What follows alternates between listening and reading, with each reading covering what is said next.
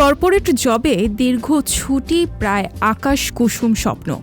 বড় বড় প্রতিষ্ঠানগুলো কর্মীদের কাছ থেকে সর্বোচ্চ সময় চায়।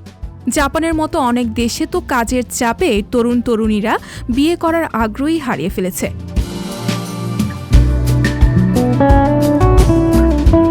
অন্যদিকে জন্মহার বাড়াতে বিয়ে করলেই বেতনসহ ৩০ দিনের ছুটি দেওয়ার কথা ঘোষণা করল এক দেশ। জানেন কি কোন সে দেশ?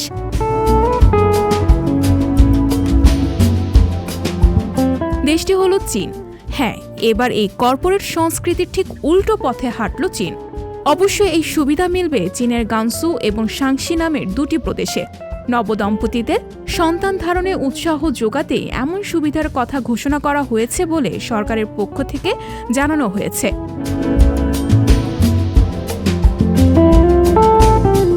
সাংহাই প্রদেশের কর্মীদের ক্ষেত্রে ছুটি থাকবে 10 দিন।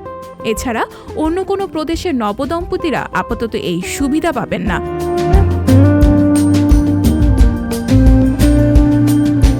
চীনের south western university of finance and ইকোনমিক্সের সামাজিক উন্নয়ন বিষয়ের গবেষক ইয়াং হাইয়ান বলেন, জন্মহার বাড়ানোর একটি কার্যকর উপায় হল বিয়ের জন্য ছুটির পরিমাণ বাড়িয়ে দেওয়া।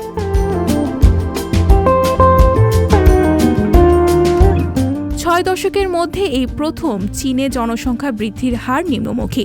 ১৯৮০ থেকে ২০১৫ সাল পর্যন্ত চীনে এক সন্তান নীতি ছিল, অর্থাৎ এক দম্পতি কেবল একটি সন্তানই নিতে পারত। এর ফলে ২০২২ সালে দেশটির জন্মহার নেমে এসেছে ৬.৭৭%, যা দেশে আর্থসামাজিক পরিস্থিতির ওপর ব্যাপক প্রভাব ফেলতে পারে। এই সংকট থেকে উত্তরণের জন্য এখন ভিন্ন পথে হাঁটার পরিকল্পনা করছেন চীন সরকার। সঞ্জিতা শম্পা, সংবাদ প্রকাশ। সংবাদ, ফিচার ও অনুষ্ঠানের জন্য ভিজিট করুন সংবাদ প্রকাশের ওয়েবসাইট এবং যুক্ত থাকুন ফেসবুক পেজ ও ইউটিউব চ্যানেলের সঙ্গে।